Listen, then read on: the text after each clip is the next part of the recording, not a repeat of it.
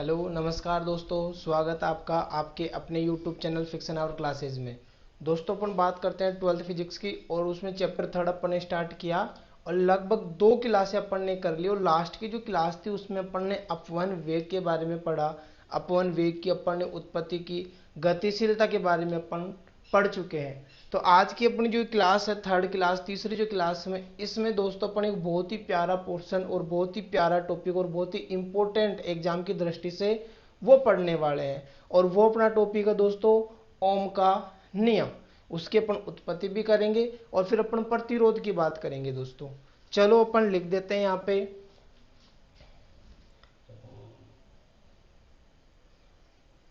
Class 12th physics chapter 3। दोस्तों इसका जो आज भाग है वो तीसरा है और आज अपन पढ़ने वाले हैं ओम का नियम। ठीक है दोस्तों, क्या पढ़ने वाले हैं? ओम का नियम अपन पढ़ने वाले हैं। बहुत ही अच्छा और कॉन्सेप्चुअल टॉपिक है। तो चलो बात करते हैं। तो पहले अपन बात करते हैं एक आदर्श चालक की। किसकी बात करते हैं दोस्तों? आदर्श चालक की। आदर्श चालक क्या होता है? आदर्श चालक, आदर्श चालक वह होता है जिसका ताप, दाब व आर्द्रता, आर्द्रता जिसके ऊपर ताप का कोई प्रभाव ना पड़े, दाब का कोई प्रभाव ना पड़े, आर्द्रता का कोई प्रभाव ना पड़े, एवं जिसकी भौतिक अवस्था है नियत हो, जिसका क्षेत्रफल, आयतन वगैरह परिवर्तित ना हो दोस्तों। ठीक है, लंबाई, क्षेत्रफल आदि में कोई परिवर्तन ना हो, कैसा चालक कहलाता है? आदर्श चालक। यानी कि इन सब का उस पर कोई प्रभाव ना पड़े, उसको आदर्श चालक बोला जाता है दोस्तों। और यह केवल एक कल्पना मात्र है। वैसे प्रकृति में कोई भी ऐसा चालक नहीं जो पूर्ण रूप से आदर्श हो। यानी कि जब किसी चालक के ताप में परिवर्तन किया जाता है, दाब में परिवर्तन किया जाता है, आर्द्रता में, ह्यूमिडिटी में परिवर्तन किया जाता है, तो उसके क्षेत्रफल में, उसकी लंबाई में, उसके प्रतिरोधकता में कुछ न कुछ परिवर्तन जरूर होता है दोस्तों। तो आदर्श चालक केवल एक कल्पना मात्र है। तो यहाँ पे केवल माना गया है, सपोज दैट, कि जब कोई चालक है जिसकी ताप, दाब, आर्द्रता पर कोई प्रभाव ना पड़े, उसकी प्रकृति नियत रहे, तो उस चालक को जब देखा जाता है और उसके सिरों पर विभवांतर आरोपित किया जाता है, तो वो विभवांतर, जो विभव है उसके सिरों पर जो आरोपित किया है, वो उसमें प्रवाहित धारा के दोस्तों समानुपाती होता है। ये बात बताई थी ओम ने। कोई चालक है, उस चालक के सिरों पर विभवांतर यानी कि बैटरी अपन ने लगा दी प्लस और माइनस, तो यहाँ पे इसके सिरों पर ए और बी, इन सिरों पर जो विभव उत्पन्न होगा दोस्तों, वो इसमें प्रवाहित धारा के क्या होगा? समानुपाती होगा दोस्तों। और इस परिघटना को अपन क्या कहते हैं? ओम का नियम कहते हैं दोस्तों। और यहां से जब इस समानुपाती को अपन हटाते हैं तो V बराबर आर आई आता है दोस्तों। क्या आता है? V बराबर आर आई। और ये जो R है यहाँ पे, वो क्या है? R यहाँ पे है ओम नियतांक दोस्तों। क्या है? ओम नियतांक है। और इस R को दोस्तों प्रतिरोध भी कहते हैं। क्या कहते हैं दोस्तों? प्रतिरोध भी कहते हैं। R means resistance. क्या होता है मेरे प्यारे नन्हे मुन्ने रसगुल्लो? ये रेजिस्टेंस होता है, ये प्रतिरोध होता है। तो ओम का नियम यही है कि किसी चालक के सिरों पर उत्पन्न विभवांतर उसमें प्रवाहित धारा के समानुपाती होता है दोस्तों। और जब समानुपाती को अपन हटाते हैं तो वहां पे कांस्टेंट लगता है R, और वो R क्या है? ओम नियतांक है, जो क्या कहलाता है दोस्तों? प्रतिरोध कहलाता है। उम्मीद करता हूं इतना आपको समझ में आ गया होगा। अगर यहां से R की वैल्यू अपन निकालते हैं तो R इक्वल टू क्या आ सकता है अपने पास? V upon I. R बराबर क्या आ सकता है? v अपॉन आई आ सकता है दोस्तों। ठीक है, तो उम्मीद करता हूं ये जो परिघटना आपको समझ में आ गई होगी। चलो अपन थोड़ा सा आगे बढ़ते हैं और इसको अपन एक ग्राफ से डिनोट करना चाहेंगे। और जब दो राशियों के मध्य ग्राफ समानुपाती का संबंध बनता है तो ग्राफ फिर कैसा बनेगा दोस्तों, तो चलो उसको अपन थोड़ा सा आगे डिस्प्ले करते हैं। देखो v व i में ग्राफ, दोस्तों यहां पे अपन ने ग्राफ बनाया, इधर अपन ने I लिया, इट मीन्स धारा, और इधर अपन ने V लिया, इट मीन्स विभव या विभवांतर। ठीक है दोस्तों, अब जब दोनों समानुपाती है, इसका मतलब यदि इसका मान अपन 1 बढ़ाएंगे तो इसके मान में भी उसी अनुपात में वृद्धि होगी, उसी अनुपात में ये इंक्रीज होगा। तो जब दो राशियां समानुपाती होती है तो कैसी रेखा प्राप्त होती है, एक सीधी रेखा। कैसी रेखा प्राप्त होती है दोस्तों, एक सीधी रेखा। और ये जो वक्र है, ये जो ग्राफ है, इसकी जो दोस्तों ढाल होगी, इसकी जो दोस्तों ढाल होगी, इसकी जो स्लोप होगी दोस्तों, वो दोस्तों किसको दर्शाती है, प्रतिरोध को दर्शाती है। यानी कि ये जो लाइन आई है, ये जो ग्राफ बना है, ये जो वक्र आया है, ये प्रतिरोध को डिनोट करेगा दोस्तों। और यहां से अपन यदि इसकी ढाल निकालना चाहें तो अपन ने कोई दो बिंदु ले लिए हैं दोस्तों, ये ए और ये बी। तो यहां से अपन ने लंब डाला, यहां से लंब डाला, और ये थीटा कोण के अकॉर्डिंग ये ग्राफ बन रहा है। तो थीटा के सामने लंब होता है, 90 के सामने कर्ण होता है, और ये अपना आधार है। और जब भी अपन को किसी ग्राफ की ढाल निकालनी होती है मेरे प्यारे नन्हे मुन्ने रसगुल्लो, तो अपन सूत्र लगाते हैं टेन थीटा का। किसका लगाते हैं, टेन थीटा का सूत्र लगाते हैं। और टेन में क्या आता है, लंब बटा आधार आता है। तो लंब क्या है दोस्तों, अपना लंब है ये, और इधर अपन ने किसको लिया है, v को। तो v यानी कि यहां से लेके यहां तक v हो गया, डेल्टा v भी अपन इसको बोल सकते हैं। ठीक है, और यहां से लेके यहां तक अपना क्या हो गया, i हो गया दोस्तों, या फिर इसको अपन बोलते हैं delta v upon delta i। तो ये जो ग्राफ की ढाल थी v अपॉन आई किसको दर्शाएगी दोस्तों, प्रतिरोध को। अपन ने पहले लिख दिया कि v अपॉन जो i है वो किसको दर्शाता है, प्रतिरोध को दर्शाता है मेरे प्यारे नन्हे मुन्ने दोस्तों, कि r बराबर v अपॉन आई। तो r बराबर v अपॉन आई यानी कि टेन थीटा क्या है, प्रतिरोध है, r है। तो r बराबर v अपॉन आई या डेल्टा v अपॉन डेल्टा आई। अब इस चीज को भी अपन और दूसरे तरीके से भी लिख सकते हैं दोस्तों। कैसे अपन लिख सकते हैं, एक मिनट में आपको बताता हूं। देखो जगह है अपने पास, इसको अपन यहां से स्किप कर जाते हैं, और यहां से इस चीज को अपन लिख सकते हैं, डेल्टा वी का मतलब होता है अंतर दो बिंदुओं के मध्य। तो यहाँ का विभव मान लो v2 है, और यहाँ का विभव v1 है, और यहाँ की धारा i1 है, और यहाँ की धारा i2 है। तो फिर यहाँ पे क्या आएगा, v2 minus v1 upon i2 minus i1। एक अंतर को ही शो करता है ये किसको दर्शाता है, अंतर को। ठीक है दोस्तों, तो इस प्रकार से अपन एक ग्राफ की ढाल की सहायता से प्रतिरोध ज्ञात कर सकते हैं, जब ग्राफ किस किस के मध्य हो, विभव और धारा के मध्य हो। और जब दो राशि समानुपाती होती है तो उनके मध्य बनने वाला ग्राफ कैसा होता है, एक सीधी रेखा के रूप में होता है। उम्मीद करता हूं आपको यहां तक जो आपने पढ़ा है वो बिल्कुल सही तरीके से समझ में आ गया होगा दोस्तों। ओम का नियम आपको बहुत अच्छे से समझ में आ गया। चलो थोड़ा सा अपन आगे की ओर बढ़ते हैं और बात करते हैं ओम के नियम की उत्पत्ति की।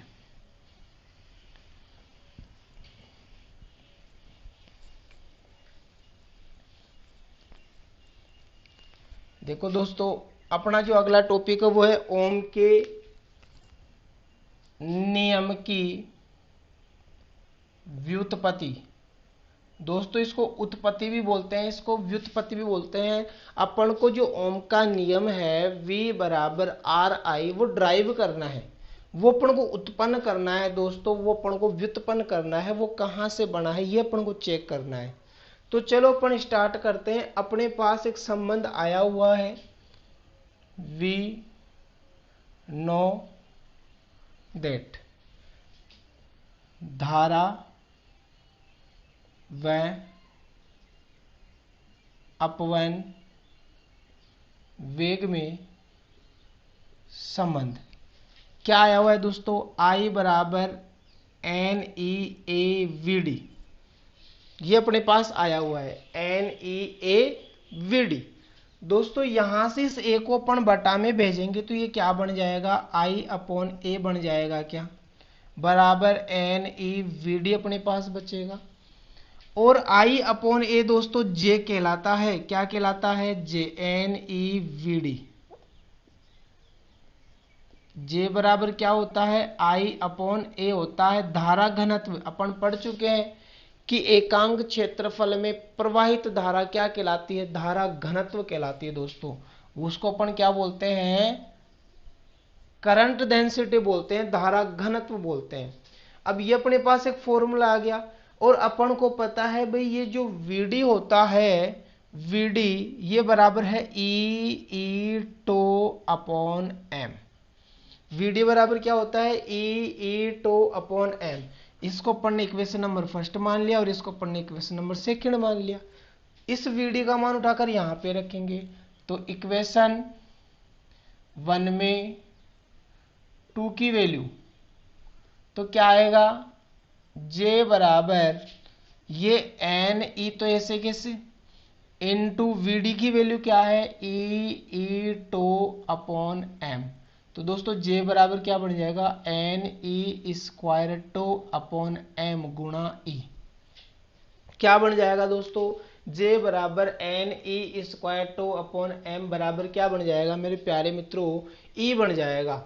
अब ये देखो ये क्या है, इलेक्ट्रॉनों की संख्या है, ये इलेक्ट्रॉन का आवेश है, ये इलेक्ट्रॉनों के आपस में टकराने में लगे समय का औसत मान है विक्षांति काल, और ये इलेक्ट्रॉन का द्रव्यमान है। यानी कि सारी चीजें नियत है दोस्तों, ये सारी चीजें क्या है, नियत। तो ये होता है अपने पास दोस्तों, इसको अपन बोलते हैं विशिष्ट चालकता। क्या बोलते हैं दोस्तों, विशिष्ट चालकता का फॉर्मूला होता है ये Ne²/m। इसको क्या बोलते हैं, विशिष्ट चालकता बोलते हैं दोस्तों, विशिष्ट चालकता। क्या होता है, सिग्मा बराबर Ne²/m। तो यहां पे अपन इसकी जगह सिग्मा रख सकते हैं, नहीं रख सकते क्या, तो J बराबर क्या हो जाएगा, सिग्मा E। दोस्तों ये जो चीज आती है इसको अपन बोलते हैं सूक्ष्म रूप। क्या बोलते हैं, सूक्ष्म रूप बोलते हैं, किसका, ओम का, ओम के नियम का सूक्ष्म रूप है दोस्तों, ये छोटा रूप है ओम के नियम का। ओम का जो नियम है V बराबर RI, उसको अपन इस पदों में भी दर्शा सकते हैं, J बराबर सिग्मा E। अगर अपने पास क्वेश्चन आता है कि ओम के नियम का सूक्ष्म रूप लिखिए तो दोस्तों वहां पे अपन क्या लिखेंगे, J बराबर सिग्मा E। अगर अपन को ऐसे बोलेगा कि ओम के नियम के सूक्ष्म रूप की व्युत्पत्ति कीजिए तो अपन को दोस्तों ये लिखना होगा, ये अपन को करना होगा, ये करना होगा और ये अपन को लाना होगा। ये सूक्ष्म रूप होता है उसका। और यहां तक आपको मैं उम्मीद करता हूं बहुत अच्छे तरीके से आपको समझ में आ गया होगा। चलो अपन आगे बढ़ते हैं और बात करते हैं अपन आगे अपने पास क्या आएगा। तो भाई J बराबर अपने पास क्या आता है, जो J है सिग्मा E अपने पास आ गया और J बराबर I/A अपने पास आता है। भाई ये अपन ने माना है J बराबर I/A, J बराबर I/A ये रख सकते हैं अपन। तो यहां पे अपन ने रखा तो क्या आ जाएगा दोस्तों, देखो I/A बराबर सिग्मा E। I/A अपना ऐसे कैसे है, इस सिग्मा की जगह अपन क्या लिख सकते हैं, 1/ρ लिख सकते हैं। क्या लिख सकते हैं दोस्तों, 1/ρ, क्योंकि ये विशिष्ट चालकता है। इसको अपन ने क्या बोला, विशिष्ट चालकता, जो उल्टा होता है विशिष्ट प्रतिरोध का। ये जो विशिष्ट चालकता है ये व्युत्क्रम होता है विशिष्ट चालकता का। विशिष्ट चालकता विशिष्ट प्रतिरोध का व्युत्क्रम है, तो विशिष्ट प्रतिरोध विशिष्ट चालकता का व्युत्क्रम हो जाएगा। यानी कि सिग्मा बराबर रो बराबर 1/सिग्मा होता है, तो सिग्मा बराबर 1/ρ होता है। विशिष्ट प्रतिरोध का व्युत्क्रम विशिष्ट चालकता, तो भाई ये जब होता है तो ये भी होगा, इसको यहाँ पे ट्रांसफर कर देंगे। तो सिग्मा की जगह पर ने क्या रख दिया, 1/ρ। और साथ में अपने पास क्या है, गुणा में ई है। अब आई अपॉन ए बराबर, ये अपने पास ऐसे कैसे है, और ये 1 अपॉन रो अपने पास ऐसे कैसे है, जो अपने पास 1 अपॉन रो है वो ऐसे कैसे है। अब उसके बाद अपन ने क्या किया है दोस्तों, ये जो ई है, इस ई को अपन क्या बोलते हैं, विद्युत क्षेत्र। और ये विद्युत क्षेत्र क्या होता है, इधर देखो, जब अपन बात करते विद्युत विभव की, तो विद्युत विभव बराबर क्या होता है, V बराबर होता है E गुणा L, विद्युत क्षेत्र गुणा दूरी, उसको विद्युत विभव बोलते हैं। V बराबर E डॉट डी आर। तो यहां से E का मान यदि अपन निकालते हैं तो V अपॉन L बराबर E बन सकता है। तो इस E की जगह अपन V अपॉन L नहीं रख सकते क्या मेरे चंद्रमाओ, तो E की जगह अपन ने रख दिया V अपॉन L। अब दोस्तों यहां से इस L को अपन ने इधर भेजा, इस रो को भी अपन ने इधर भेज दिया, V बचेगा, तो यहां पे हो जाएगा I गुणा रो आ गया, L आ गया, बटा में A है, बराबर क्या बचेगा, V।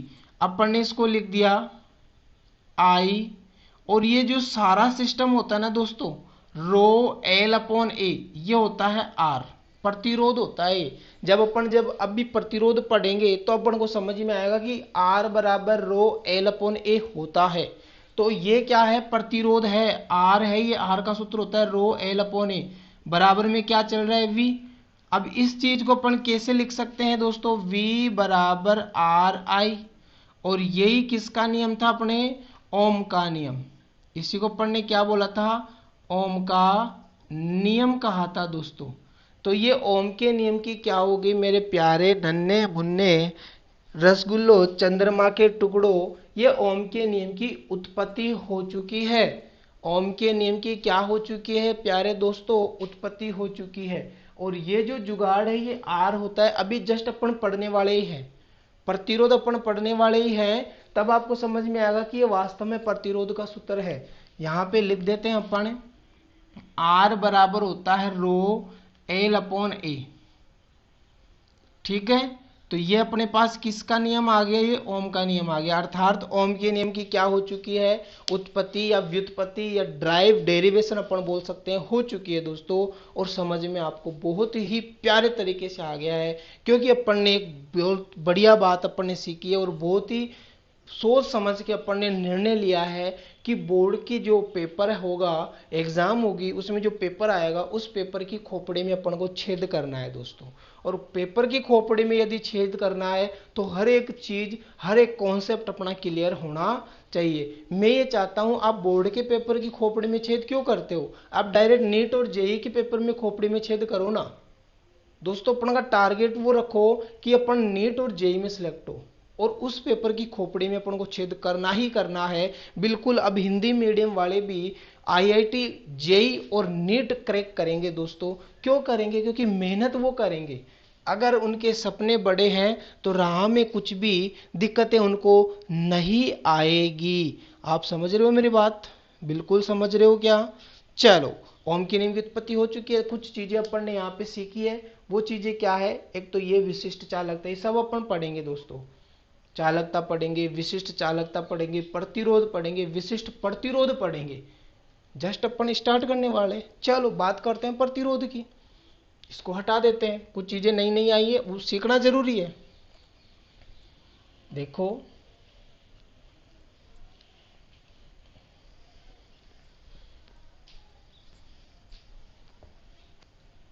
सब चीजें एक दूसरे से मिली हुई है दोस्तों, जुड़ी हुई है, और हर एक चीज आनी चाहिए अपन को। हर एक चीज तभी आएगी जब अपन मेहनत करेंगे, और मेहनत अपन तभी करेंगे जब अपने सपने बड़े होंगे, और सपने बड़े तभी होंगे जब अपन कुछ करने की ठानेंगे, सोचेंगे दोस्तों। ठीक है दोस्तों, देखो मैं एक बात बोलना चाहता हूं कि मेहनत करो तुम बिल्कुल शांति से। ठीक है दोस्तों, शांति से मेहनत करो, किसी को भनक तक ना पड़े। और अपन भनक कब पड़वाएंगे, जब डंका बजेगा अपना। ठीक है, समझ रहे हो बात को। चलो बात करते हैं प्रतिरोध की।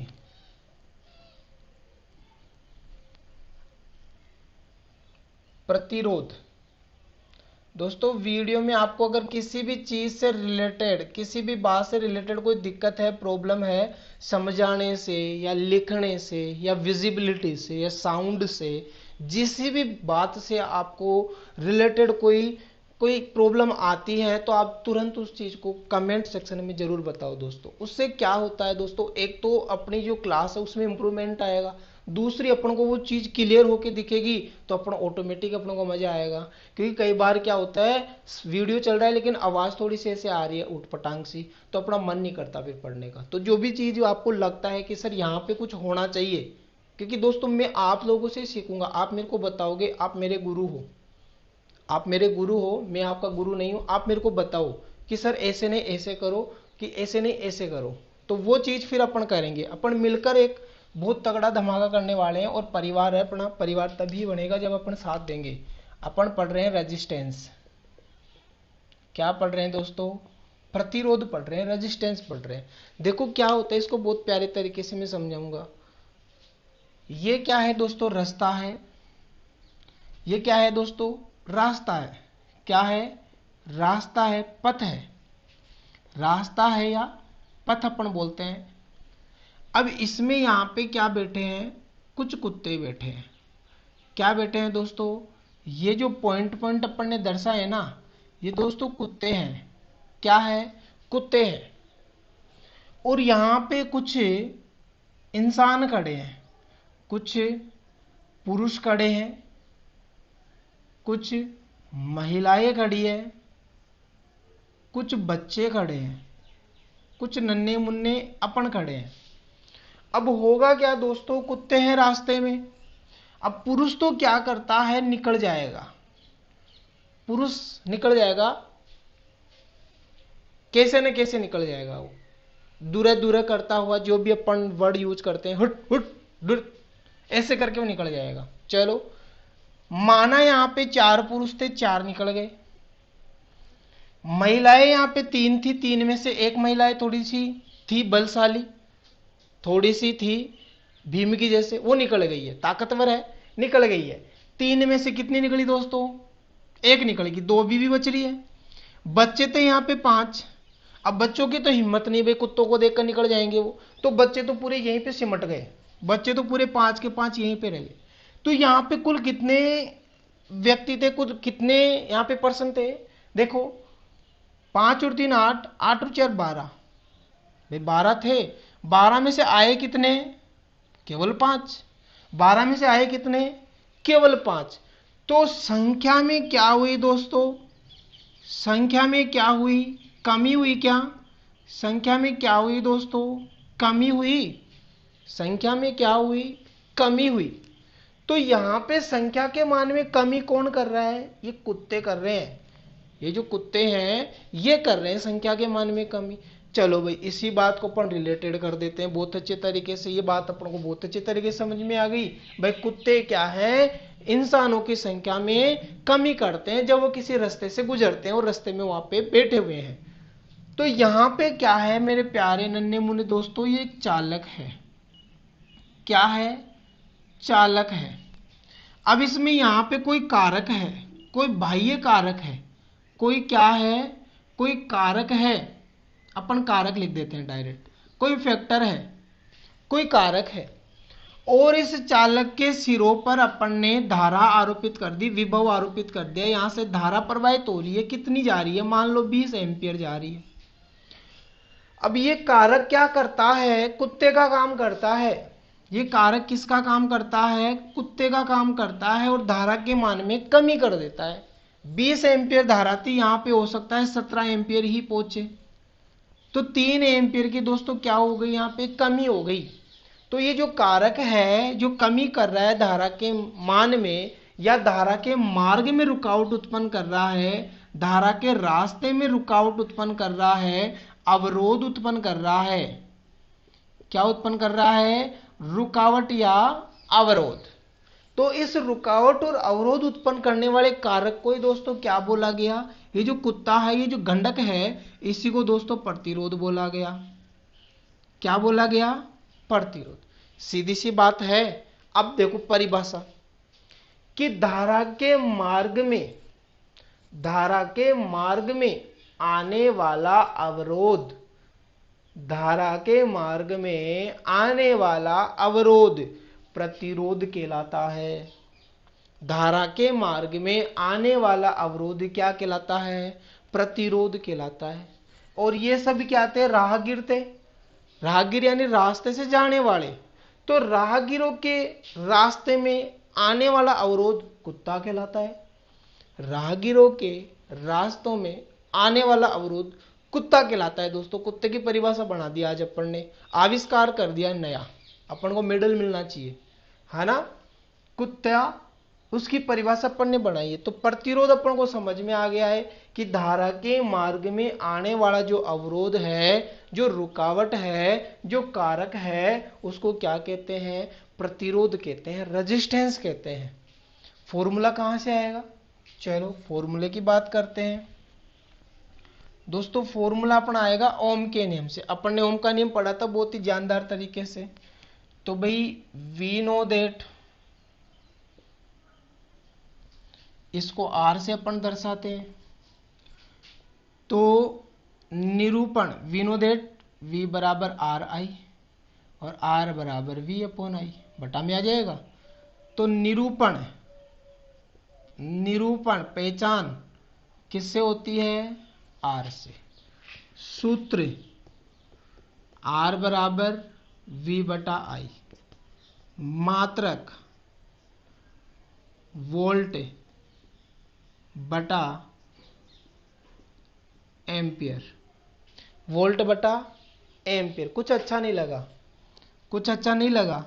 अरे भाई अच्छा नहीं लगा तो चेंज करो। वोल्ट को क्या लिखते हैं? कुलाम बटा, वोल्ट को लिखते हैं जूल बटा कुलाम इनटू एम्पियर। जूल बटा कुलाम वोल्ट हो गया, एम्पियर अपना ऐसे कैसे? अरे भाई एम्पियर को भी अपन चेंज करेंगे। देखो जूल बटा कुलाम इनटू एम्पियर क्या है? धारा, आवेश प्रवाह की दर Q अपॉन टी। तो कुलाम, इसको थोड़ा ऐसे लिख दे शॉर्ट में, जूल बटा कुलाम इनटू कुलाम बटा सेकंड, ये ऊपर जाएगा तो क्या हो जाएगा? जूल इंटू सेकंड बटा कुलाम स्क्वायर। जूल इंटू सेकंड बटा कुलाम स्क्वायर होगा नहीं होगा? कुलाम बटा सेकंड धारा का मात्रक है, एम्पियर का मात्रक है, एम्पियर यानी धारा, क्योंकि आई बराबर क्यू अपॉन टी। तो कुलाम बटा सेकंड, कुलाम से कुलाम इंटू कुलाम स्क्वायर, सेकंड बटा के बटा में, अपोन के अपोन में, ऊपर जाएगा गुणा में चला जाएगा, जूल इंटू सेकंड। अरे बहुत लंबा चौड़ा हो रहा है, अरे बहुत लंबा चौड़ा हो रहा है तो ओम लिखो। क्या लिखो? ओम। प्रतिरोध का मात्रक ओम। इसका एक साइन भी होता है कैसा? कैप का जैसा। कैसा? कैप का जैसा इसका साइन होता है। अरे वाह, अपन तो बहुत ही तगड़े ज्ञानी हो गए और अपन तो महारत हासिल कर चुके हैं इस चीजों में, है ना। चलो मेरे प्यारे रसगुल्लो, इसकी अपन विमा लिखते हैं। कहां से लिखते हैं? यहां से थोड़ी डिफिकल्ट होगी, यहां से भी थोड़ी डिफिकल्ट होगी, अरे यहां से भी थोड़ी डिफिकल्ट होगी, यहां से आसान लग रही है।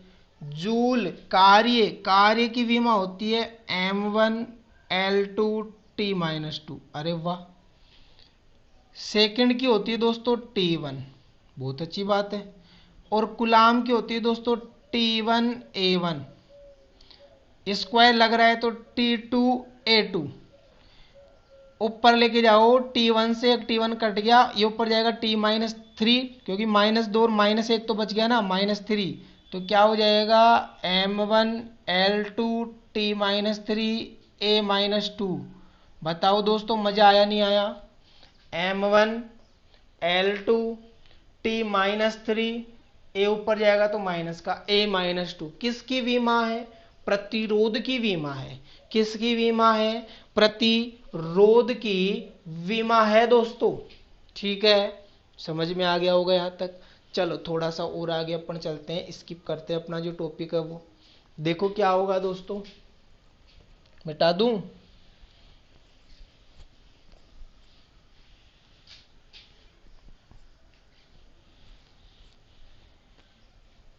देखो प्रतिरोध की निर्भरता, अपन एक फॉर्मूला और बनाएंगे,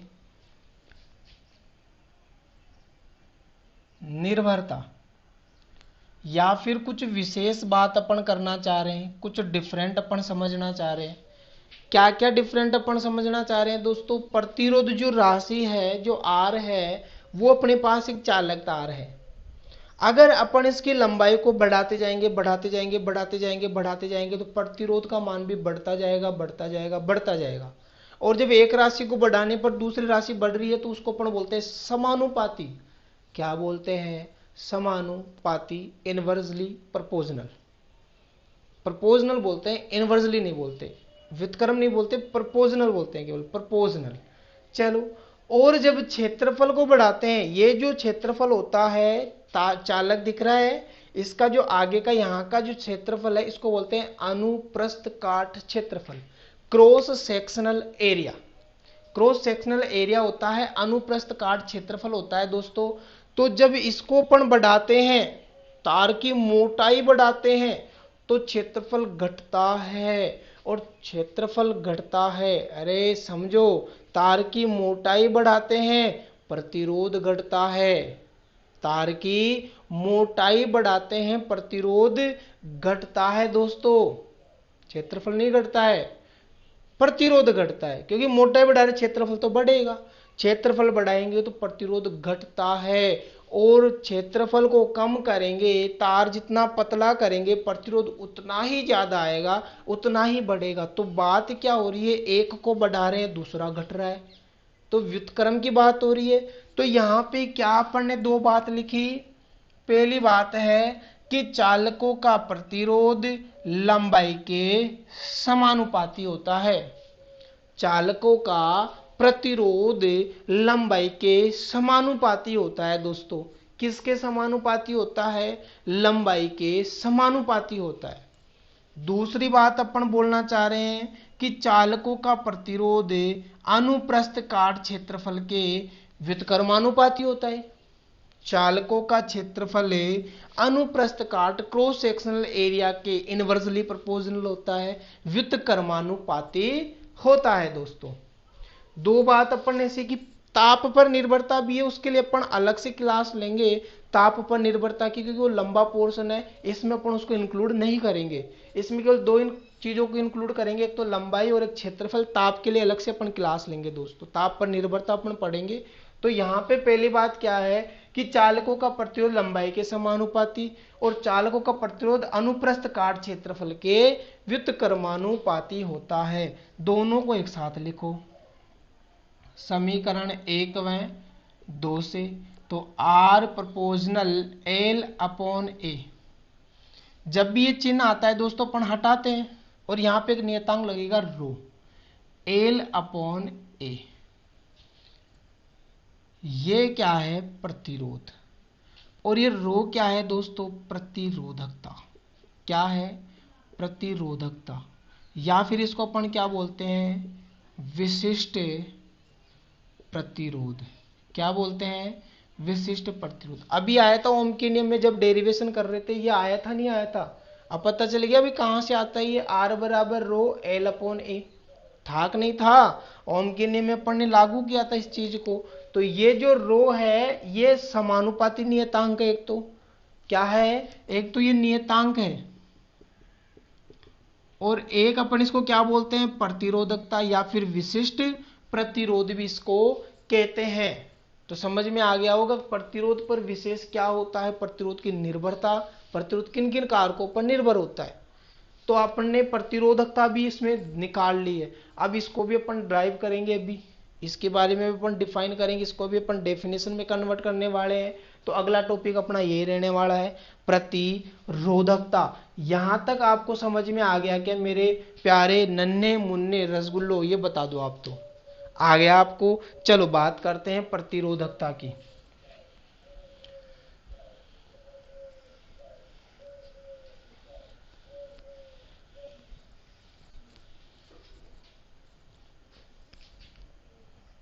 प्रतिरोधकता, रेजिस्टिविटी क्या होती है? रेजिस्टिविटी होती है दोस्तों, रेजिस्टिविटी। रो बराबर आर ए अपॉन एल हो जाएगा क्या? क्यों हो जाएगा? क्योंकि आर बराबर रो एल अपॉन ए। रो की वैल्यू निकालनी, ए को इधर गुणा में भेजा, ए को बटा में, एल को बटा में, ए को गुणा में, तो ए गुणा में एल बटा में, ये बन जाएगा। और दोस्तों यहां से एल बराबर अपन को 1 मीटर करना है और ए बराबर अपन को 1 मीटर स्क्वायर करना है। अपने पास क्या है? बहुत लंबा तार है। क्या है? बहुत लंबा एक तार है। उस बहुत लंबे तार में प्रतिरोध भी होगा। बहुत लंबा तार है, उस बहुत लंबे तार में क्या होगा? प्रतिरोध भी होगा। उस बहुत लंबे तार में से अपन ने केवल 1 मीटर तार काटा। बहुत लंबे तार में से, यानी कि बहुत लंबा ये तार था, उसमें से अपन ने इतना सा काटा है 1 मीटर लंबा। और इस 1 मीटर लंबे तार की, चालक तार का जो क्षेत्रफल है वो 1 मीटर स्क्वायर है। लंबाई 1 मीटर ले ली और उसका क्षेत्रफल भी 1 मीटर स्क्वायर कर दिया।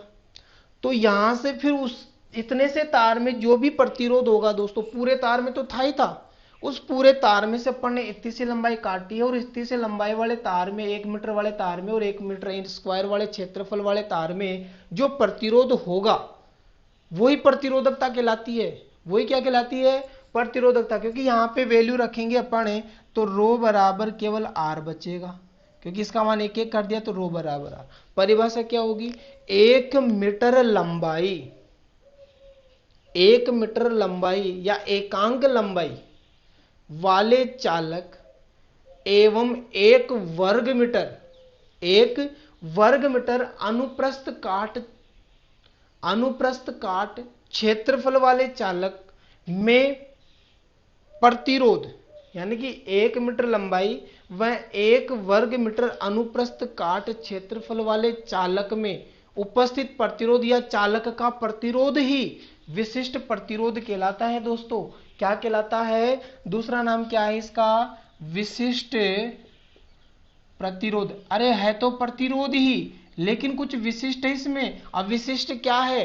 प्रतिरोध की बात हो तो पूरे चालक की बात होगी, और विशिष्ट की बात होगी तो केवल 1 मीटर और 1 मीटर स्क्वायर की बात होगी। तो 1 मीटर लंबाई व 1 वर्ग मीटर अनुप्रस्थ काट क्षेत्रफल वाले चालक का प्रतिरोध ही विशिष्ट प्रतिरोध कहलाता है दोस्तों। क्या कहलाता है? विशिष्ट प्रतिरोध कहलाता है। तो इसका निरूपण किससे होता है? इसका निरूपण होता है दोस्तों रो से। इसका सूत्र क्या होता है? तो रो बराबर आर ए अपॉन एल होता है। इसका मात्रक क्या होता है? तो प्रतिरोध का मात्रक ओम होता है, तो इसका होता है दोस्तों ओम इंटू मीटर। क्या होता है? Ohm into metre. क्योंकि देखो आर का ओम, इसका मीटर स्क्वायर, इसका मीटर, तो मीटर से 1 मीटर कटेगा तो ओम इंटू मीटर। इसकी वीमा क्या हो जाएगी? तो वीमा होती है M1L3T-3 A-2, क्योंकि प्रतिरोध की वीमा क्या थी? M1L2T-3 A-2। तो यहाँ पे L1 और जुड़ जाएगा, ये मीटर L1, तो ये L3 हो जाएगा। तो ये इसकी क्या होती है दोस्तों? वीमा होती है। तो आज की क्लास में अपन ने जो जो टॉपिकों पे फोकस किया है, जिस जिस पे अपन ने अटैक किया है, जिस जिसकी खोपड़ी में अपन ने छेद किया है, वो बिल्कुल कंठस्थ हो गए होंगे। उम्मीद करता हूँ आपको समझ में भी आए होंगे। तो जुड़े रहो, बने रहो, पढ़ते रहो, बढ़ते रहो। जय हिंद, जय भारत। मिलेंगे अगली क्लास में बहुत ही प्यारे कॉन्सेप्ट के, बहुत ही प्यारे टॉपिक के साथ। बस आपका सपोर्ट चाहिए दोस्तों, सपोर्ट करो। मैं आपको इधर से सपोर्ट करता हूँ।